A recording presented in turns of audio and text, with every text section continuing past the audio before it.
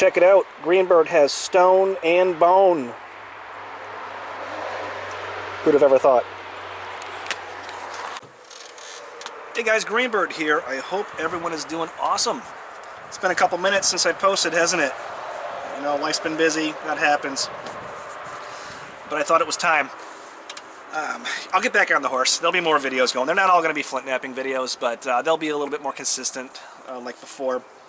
But I had a plan to, well, let me back up. So I had an interesting conversation with an individual who posted on an older video of mine, and I had this idea in my head of how to respond and how to, you know, maybe help educate this person or maybe just explain to them a different point of view.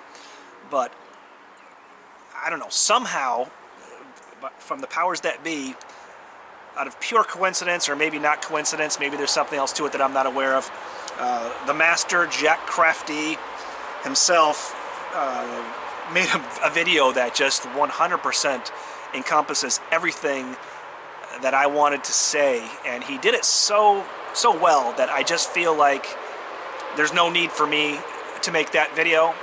Hopefully the people who watch my channel will watch that video as well. If you've not seen it, today is May 10th. So go to Jack Crafty's channel and watch the video that he has posted for May 10th. If you only have time for one video today, just disregard mine altogether. You can watch it tomorrow. Go watch his. He just does such an excellent job explaining such an important, super important, you know, mindset that we all need to be aware of, and that you know, everyone should consider. So go watch that video, and you'll know exactly what I'm talking about. And for the person who I had this conversation with, if you're watching this, I am not calling you out by any means. I do not have any animosity towards you or anything. I appreciate the conversation that we had. I just feel that you know, there needs to be a broader thought process of what flint knapping really encompasses, separated from the science and the, you know, the lithic studies that sometimes go along with it. So anyway, enough of that. All right, let's get on to what we're going to do today. So, kind of shifted gears here. So I figured what I would do is show you some interesting material that I'm working with right now. First, I'll show you my preform, I guess, actually. I didn't record this because, honestly, this material doesn't really, you know, I don't work well with it, so I'm still learning. Of course I'm still learning. We're all still learning. But this is rhyolite. This is green rhyolite, and I believe it's from New York. I could be wrong. I forgot who sent it to me. I sincerely apologize if you're watching this and you sent it to me. Please drop a note in the comments. I had an issue where I lost a lot of emails, so I'm not sure if this came from Paleo Toolman or if this came from another individual. This was a trade, actually, that I made with somebody, and I traded some really nice material for it, even though this is kind of, you know, gnarly stuff to work. But I was totally okay with that. In fact, he emailed me back and was like, you know, hey, I don't think that trade was fair. I don't think that you got the value that you sent, that I had sent to him. And you know, I responded, it's totally cool. I mean, I wanted this material. I wanted to try it. So to me, at that point in time, I had a lot of really good material on hand, and you know, I was very material solvent at the time. So I didn't mind one bit. Now I'm running a little bit low on good material, so I'm dipping into some of the stuff that was a little bit more difficult to work. Now the thing that with this particular rhyolite, what makes this particular rhyolite difficult to work is the fact that it's, you know, it's really grainy, and you know, it chips and naps predictably, but not always consistently, I guess, for me at my skill level. There's probably some of you out there, you know, a couple people I can think of in particular that, you know, love to work this gnarly stuff and would probably do a much better job than me. But, you know, we all have our jam, right? So I busted out this little preform, and as gnarly as it looks, I'm pretty excited. I'm pretty proud about it because this is probably the best result that I've gotten out of this rhyolite. Look how pretty those green bands are. Hopefully you can see them. I can't see in the viewfinder. I never can, but hopefully you can see those. And I think I'm starting to get a little bit better at it. I think I've started to discover the personality of this particular stone. And I have a couple different flavors of it too. There's this green stuff, which that other preform, or I guess at this point is still probably a biphase. It's barely a preform. But I also have a piece of this more tan-colored piece with banding in it. It's got that pink and green banding in it, but it's also got a lot of tan in it. Really cool, interesting stuff. So that's what I have chosen to work. I have a bunch of Rainy Buttes in the basement. I'll probably default to that once I get through this, because I sort of believe that I have discovered the personality of Rainy Buttes as well, to some extent. I've had pretty good success the last few times I've worked it. But anyway, I guess that's what we're going to work today. Now I have limited time, so I don't know how much of this we're going to get done, but we'll work on it a little bit, see what happens. Stay tuned.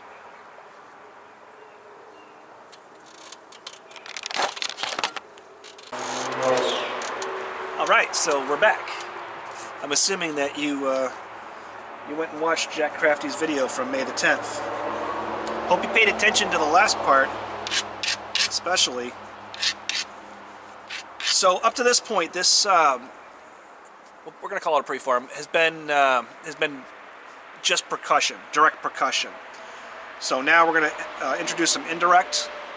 The reason I use direct percussion for this part is because you know, it's really what I'm best at, and you know, like I said, I don't mean to sound like I don't have confidence in myself, but I had kind of expected it to fail. So, and when I say that, I don't mean like I don't think I'm capable of working this rock. What I meant was that based upon my previous experience and where I am with this particular material, I didn't really expect to get results. So we're gonna switch to indirect. You can see the tool that I've made here. I think I've done a couple videos on it. My copper bar is a little bit bent because I think when I first made this tool, if I remember right, I was hitting on the wood. I try and hit on the copper now, and that seems to have helped. So let's see if we can first address this bulge here, and then we may just switch to pressure and leave this a little bit more on the thicker side. You know, I love making those nice thin points, and indirect is a great way to do it. But some material, you just have to do what it'll allow you to do at your skill level, and as long as it's sharp, as long as you can sharpen it. If it's thick-ish, I mean, obviously you don't want it too thick, but if it's a little bit thicker than maybe what you're used to, but you can still get a nice beveled, sharp edge on it, it's still a useful tool. So, just depends on what you want to do. Do you want that super thin piece that you can kind of brag about or show your buddies, or do you want something that'll get dinner?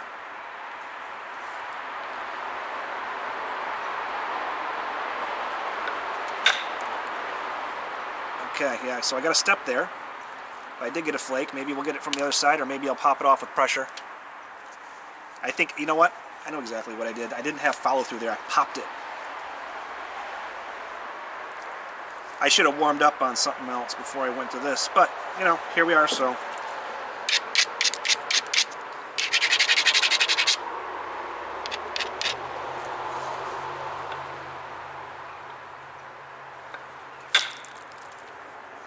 Well, I didn't follow through on that one, and I got the same results. A little bit better, though.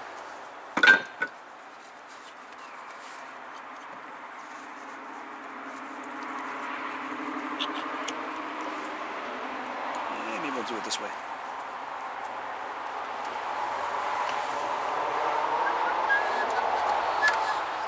Go.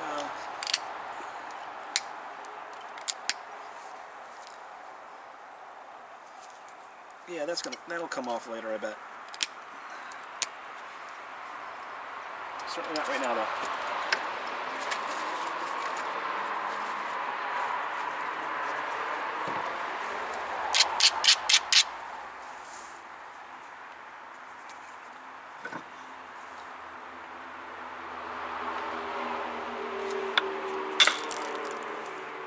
Kind of crazy times we're in right now, huh?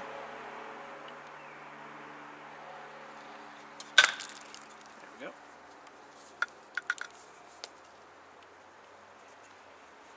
go. I need to fix some of these platforms. Definitely no cheating with this stuff, that's for sure. In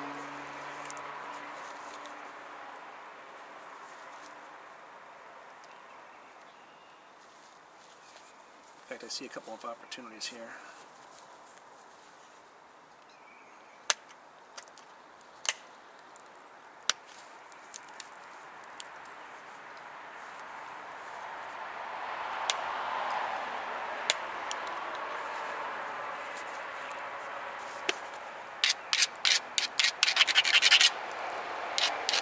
I like this sandstone grinder, but I think I'm going to have to also pair it with something a little bit, has a little bit more grit to it.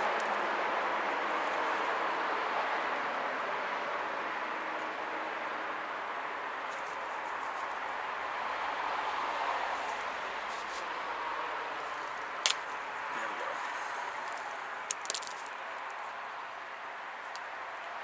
In fact, I might be,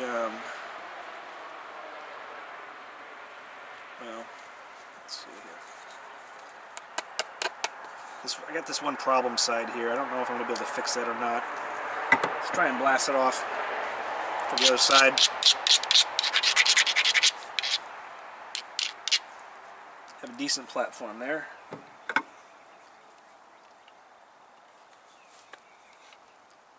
I need to have more contact with the stone. Yeah. Yeah, that's exactly what I need.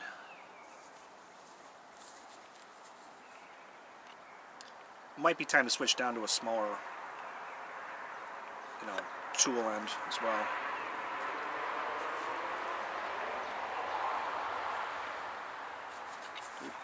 Almost had a bad grip on it there.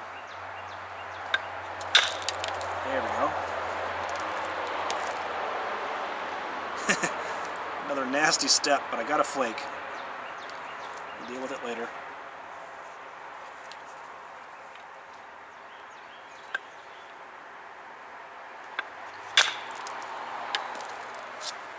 That was a good one.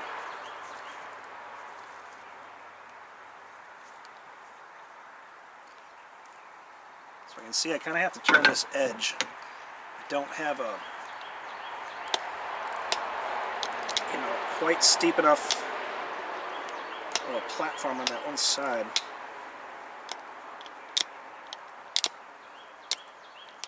When that happens, you want to work the opposite side, push the opposite side down, and that'll give you platforms on that side where you need it.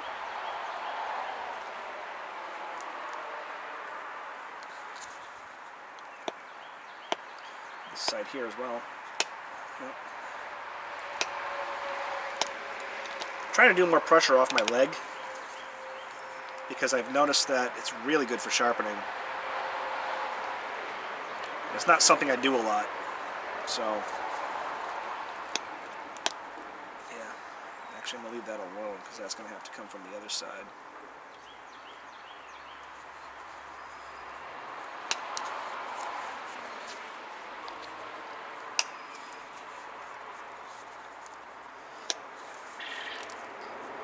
You can probably hear my quail in the background.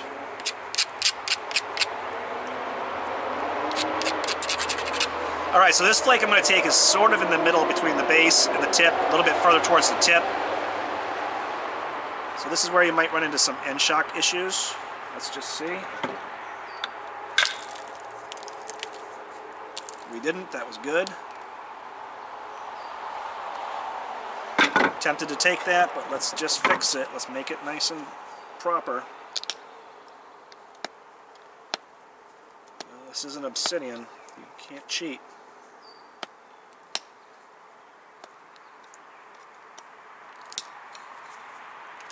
It really requires a good platform. And I can see my tip is starting to get real thick, so I do need to address that. I'm going to do it right now, actually.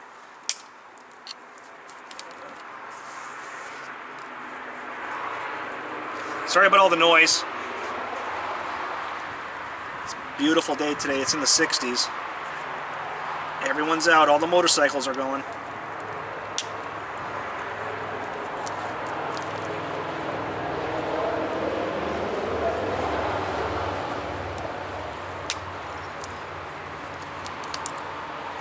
Okay, we're getting there.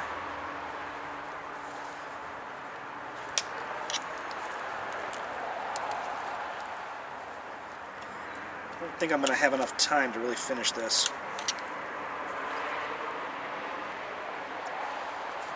I'm not interested in rushing it. I don't nap as fast as some of you guys do.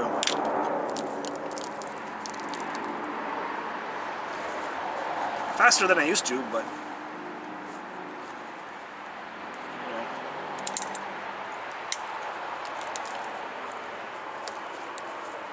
When I nap, it's kind of like my personal time. Sometimes actually most of the time, I don't even make videos. Okay, so I'm going to drop this edge down. I guess I'll show you. So you can see I've got a decent platform there at the tip, but that edge needs to come down, so. I might be able to get that with pressure. Let's try it. Yeah, that wasn't bad.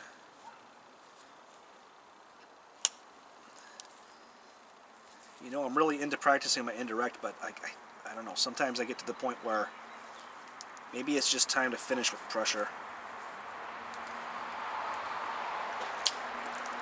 It's funny because I made all these preforms, not this one, but I mean I made a bunch of preforms over the winter down in the dungeon so I could practice my indirect. And kind of a side effect of that is I became much more proficient with direct percussion. And I have to be careful because if I work them down with direct too, I don't mean this to sound like, I'm not like bragging, I'm just saying like me personally, if I work it down too far with direct, I get to the point where there's nothing left but pressure. I mean, for me anyway, the way I nap. So sometimes I have to stop.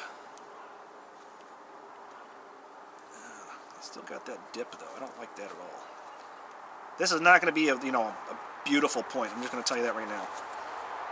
But we're going to have fun and I'm going to learn something, so that's why I do this.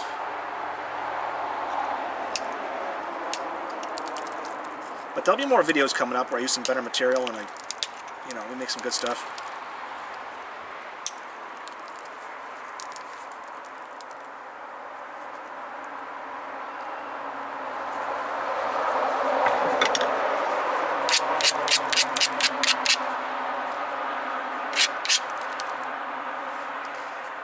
Yeah, that dip on the tip might just be too difficult to overcome. I'll drop that edge down lower. Might have to shrink it a little. Let's see.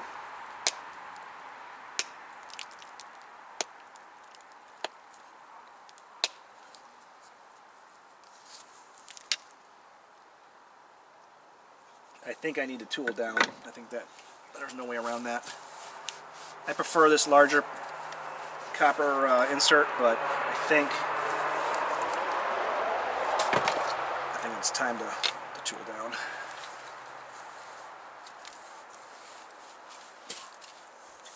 Don't have as much luck with this. I'm still, really learning with that, but that's how you learn, is by breaking stuff. So let's do it. I gotta toughen that up though.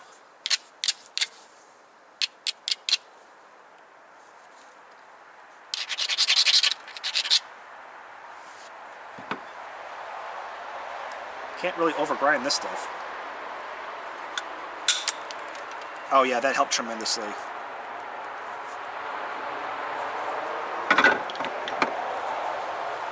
So we'll lower the other side and do the same.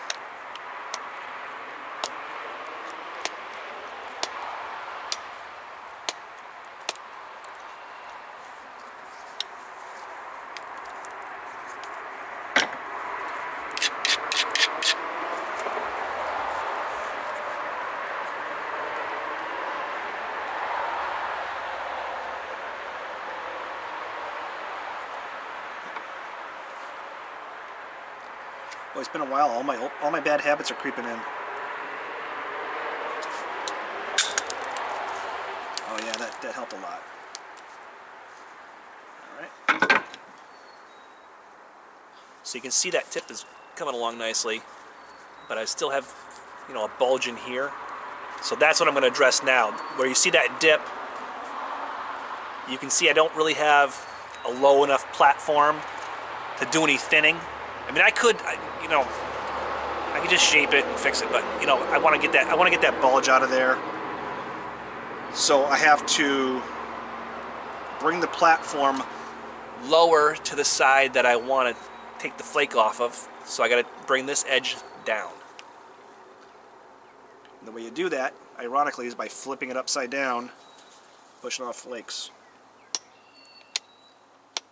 I mean, I don't know. Most of you who watch my channel already nap, so you probably already know that, but just in case someday,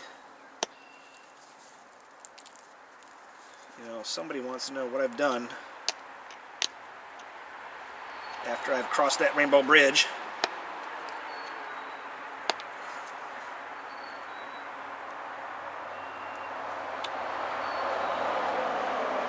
Actually, let me get the other side first. I can't because there's a step there. You don't ever want to flake into a step unless you know for sure you can undercut it, which I don't know if I can or not. I might try it. So I do have a pretty good platform right there.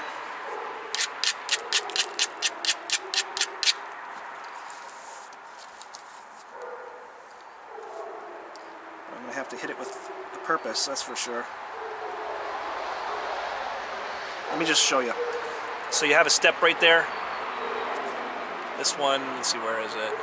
So it looks kind of worse than it really is in the camera.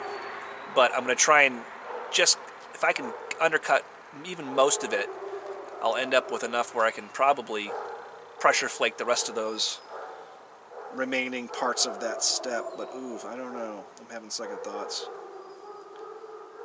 But that step is an island at this point, so it's not like I can get it from the other side. So, you know, why not just give it a shot? Apologize for the neighbor's dog. All that thing does is bark.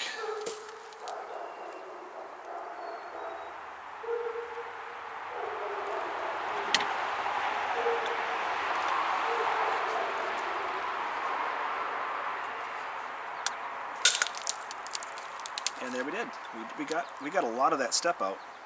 Check it out. So obviously there's a big remaining part there, but I might be able to get that with my pressure flaker, or as we thin it. But I think this is getting pretty close to about as thin as it's going to get. I gotta get the other side though. The other side's starting to get away from me.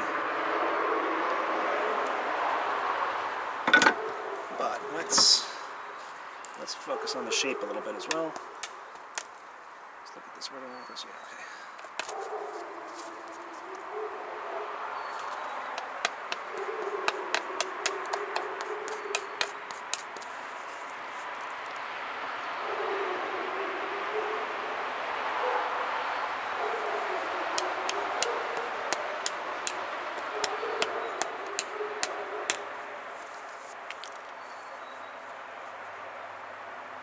You can use direct percussion on way thinner of points than you might think. Some people use direct percussion the entire process.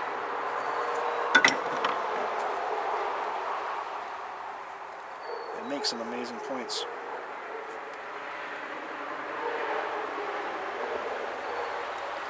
I have a little bit of a concern here.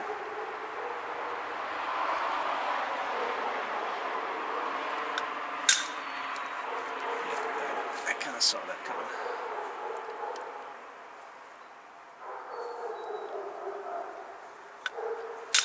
There we go.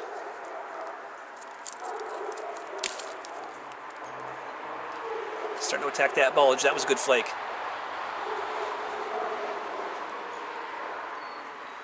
Yeah, I know it's wonky, but we'll do what we can with it.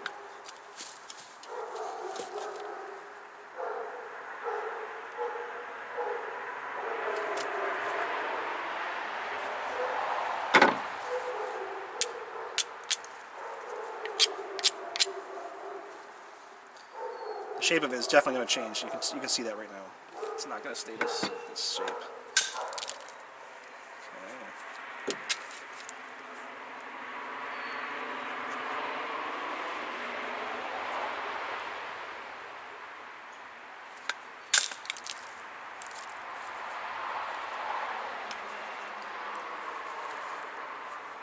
You watch some videos too, and people are just really good at just knowing exactly what flake needs to be taken off, rather.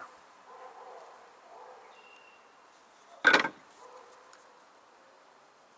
so I'm losing my shape a little bit here. Let's fix that. See how it's turning into a knife? I mean, maybe we'll make it a knife. Should we make it a knife?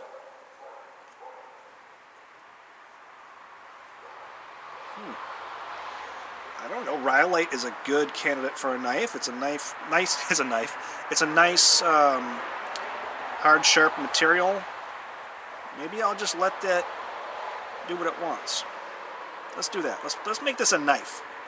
Greenbird doesn't like making knives, but let's just do it. Sometimes in life you have to do what you don't want to do, right? How about this is one of those times?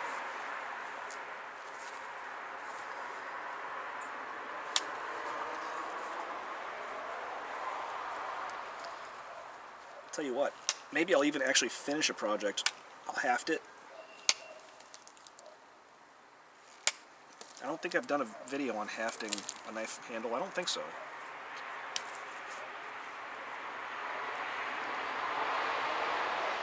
Whew. She's not the prettiest, but you know.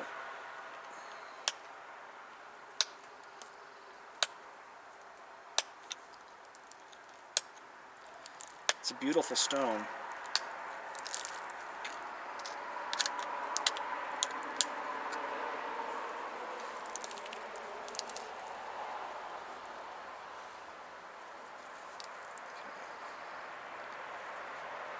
This side looks good. The working side looks good. The back of it, not so much.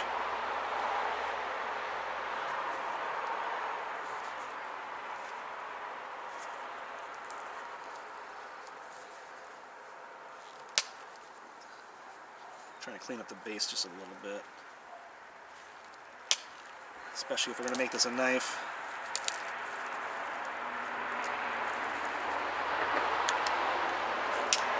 This is actually flaking pretty well for me today.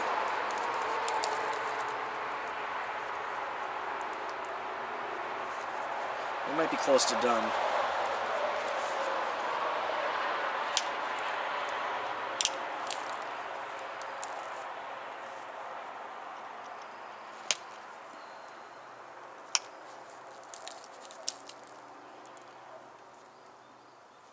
Ooh, I see something right there. I want to take it so bad.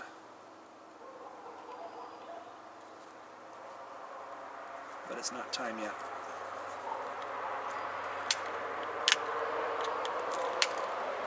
So I apologize. I don't have some, funny story about my childhood or something planned to pass this time, because like I said, I had a whole different video in mind for today.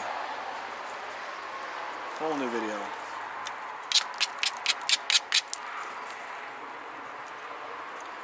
So we'll say it one more time for those of you that skip through my videos. Don't think I don't know. I watch my analytics. Go check out Jack Crafty's video, May the 10th. Pay attention to the end. Pay attention to the whole thing, but especially the end. Probably about the last half of it.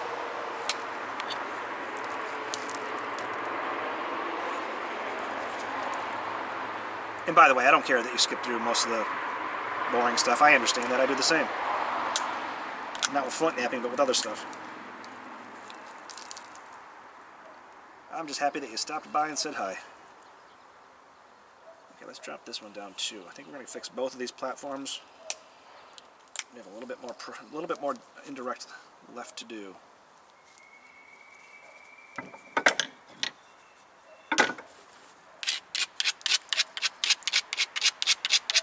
But I do agree that I should be doing a little bit more abo. I don't do enough. And honestly, it's because you know, I didn't really have a lot of tools for it. I just recently got that big billet. Probably, yeah, that was a good one. Probably like, I don't know, I did a video on it, so go back and figure it out. I had that smaller billet, but it really was only good for like obsidian and smaller pieces.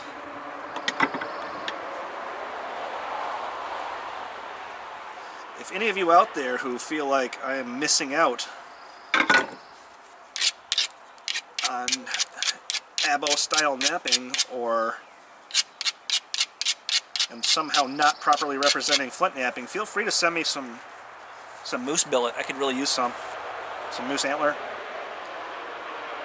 Even if it's not a billet, even if I have to make it myself. Put your money where your mouth is.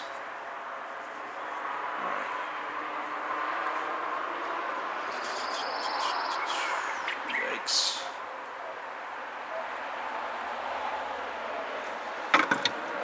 She's going to have some character to her for sure.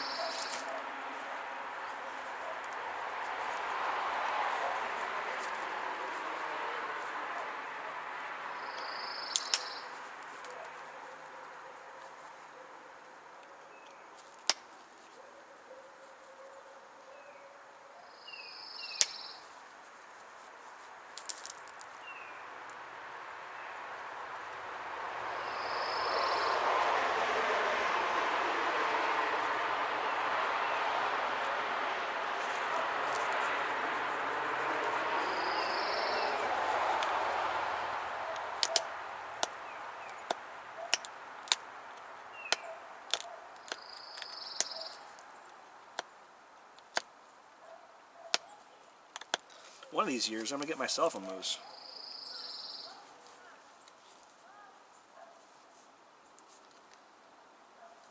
But not this year.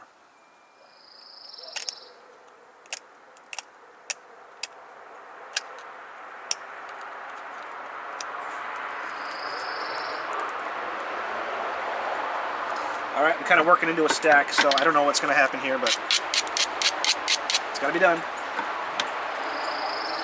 Here it is right there if you want to check it out. See the little stack there? I think I can undercut it though. This stuff does seem to, I don't know, sometimes it seems to run well. I think maybe if I was had a little bit more forward posture, that would help too, but I'm also kind of shaking off the rust a little bit.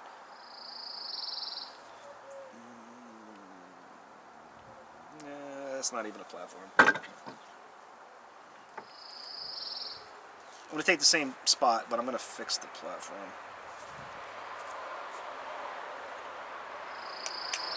Because it's kind of one of those things where in this particular spot, I'm really only going to get one shot at it.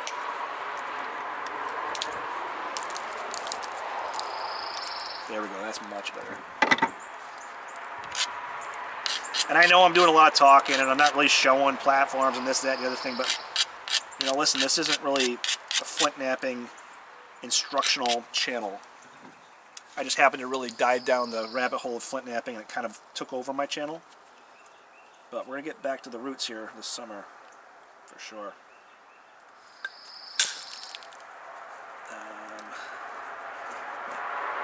Let's try that one more time.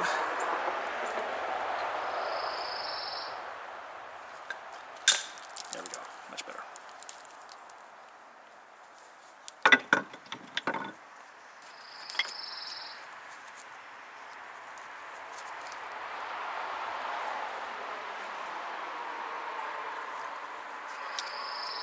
Clean up some of the boogers. What I really need to do is I really need to get my larger horseshoe nail into a handle, because I'm kind of abusing this one that Dave sent me. Yeah, in fact, this I can't use that for this. Probably would have done well to sharpen my pressure flakers before this video as well.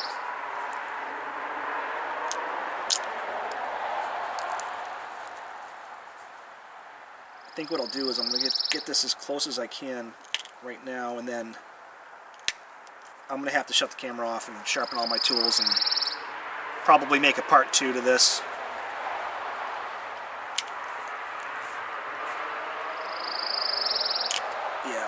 And just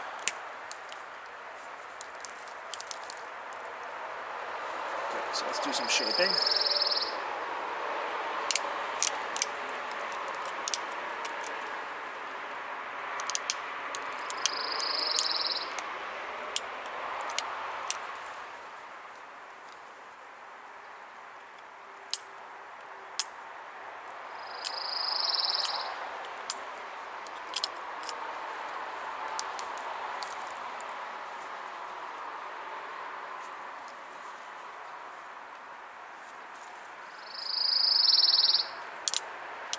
Glad to hear those birds back.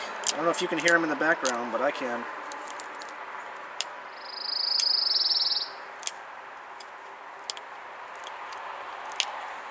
So again, I'm just trying to kind of regain my shape a little bit here. I'm not doing anything super important. I do think I'm going to take one more indirect flake off this base. You know me, if you've watched any of my videos, you know that when I say I'm about done, that means that there's about 20 minutes left in the video at least.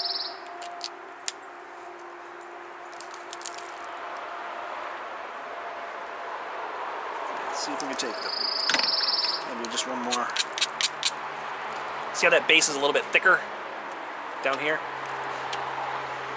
Yeah. If somebody's sliding that into a handle, I want it that nice and smooth like the rest. I mean, I can take some of that off through the hitting up the base, which is probably not the most correct way to do it, but that's just what I do. Excuse me. But I'm gonna try and get as much as I can, you know, horizontally before I start working north and south. Which I can see right now. I'm gonna have to do a little bit of that anyway. In fact, maybe I'll take that with pressure.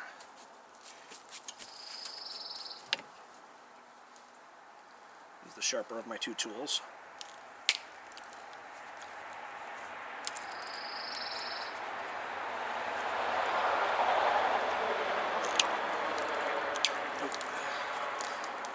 The rest I'm going to have to take from the base, I think. So anyway, I really hope everyone's doing well up there. I know that, like I said, we're in crazy times.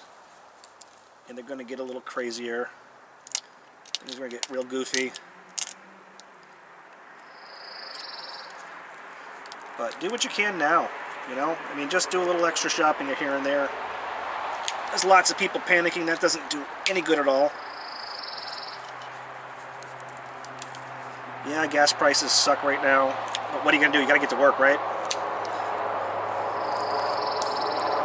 What you can do is stockpile a few extra things like, you know, macaroni and cheese, pasta, the stuff that you like to eat anyway that's cheap.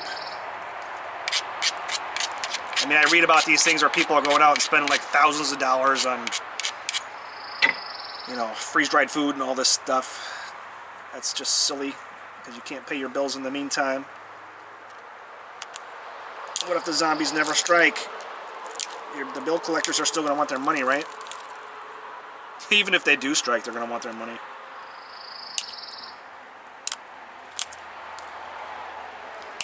But if you're paying attention, you can notice that there's a legitimate cause for concern right now.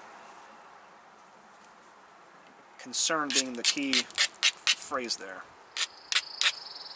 Boy, I want to take a couple of these. I think that was the first mosquito of the year. I'm going to take a couple of these up the base here real quick. To strengthen my platform. Platform's too weak. So you can see it's just a little bit too thick on the base there, so I'm going to try and take care of that, and then I'm pretty close to out of time. Might have to finish this up in a part 2. I think I'm going to move this up a little bit. With my larger tool, I can kind of extend my leg a little bit, get it further away from my body, but with this thinner rod, I don't have the holes quite adjusted correctly, so I have to kind of rely on the flexing of my leg to tighten that down. So it's kind of a balancing act. Because I've tried a million times, I am not able to keep that tool under my leg like you guys. Some of you guys.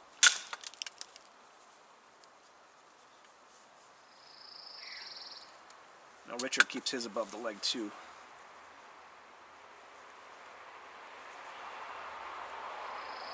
Alright, so I'm going to make this into a functional knife. So I'm not going to be too concerned about working out some of these minor blemishes.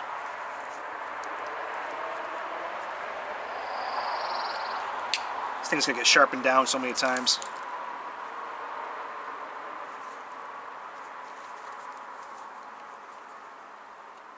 Alright, so I think at this point, really, all there is to do is work on this tip a little bit more and sharpen it. I think I'll have myself a nice little handy knife. Maybe in September I'll do a video where I skin a squirrel or something with it. Who knows?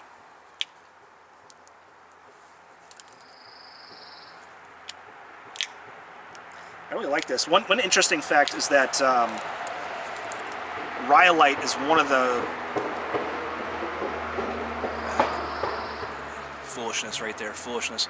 Rhyolite is one of the native materials in Maine. So we have Mount Keno, I think I'm pronouncing that right, probably not. It's kind of hard to get to. You know, it's surrounded by water, but that was one of the major sources of lithic material in Maine. See, I do know a little bit about lithics. Not a total backyard napper. Anyway, sorry, I digress. I told you I wasn't going to go down that road, and I just slipped. So it's interesting to work this material. This didn't come from Maine, though, so you know it's technically still not material right from here. I want to say this came from New York, but I just don't 100% remember. It's been so long, years and years since I got this material. There we go.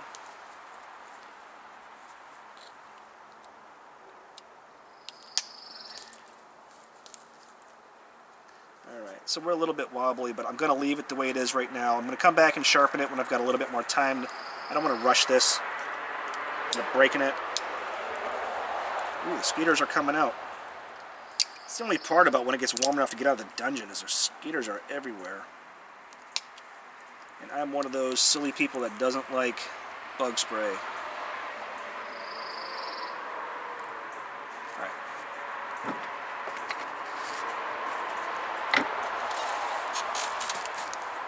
So here it is.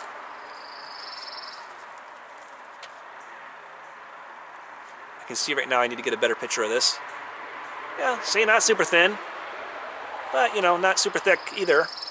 Get a better picture, get you in the light. Tried to get out here a little bit early, but, you know, life didn't let me do that. Now it's not letting me stay long either.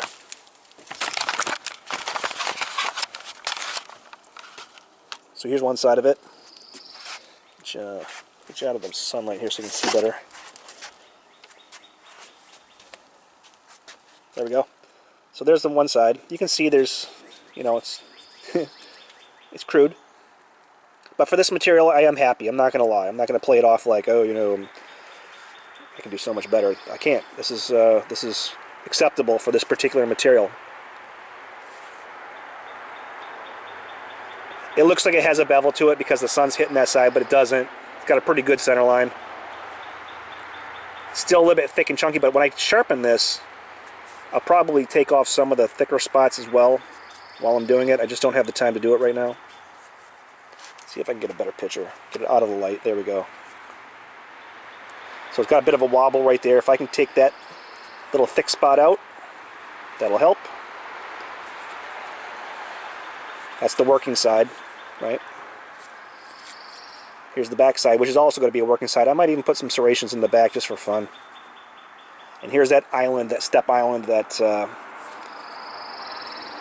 you know, you remember earlier in the video. I'll probably take a pressure flaker and see if I can get rid of that as well. Make both sides sharp, but that'll make a pretty good knife. Alright guys, it's good getting back in touch with you guys. I hope everyone's doing awesome. Okay, so for those of you that watch my videos, you know I'm never actually done. So I did go ahead and sneak a little bit more work in to get rid of step island there. Got rid of a lot of it, but not all of it. Probably try and go back and get rid of the rest of it. A little bit of edge work, and I think I'm going to just deal with the little bulb here on the tip, because this is going to be a functional knife. It's not going to be anything that I'm going to sell or give away, so I'm not going to stress over it. Got to get that out, though. I'm going to try and find a way to get that out. Probably more pressure. Yeah. Look how beautiful that rock is, though. Absolutely gorgeous. Wish I had more of it.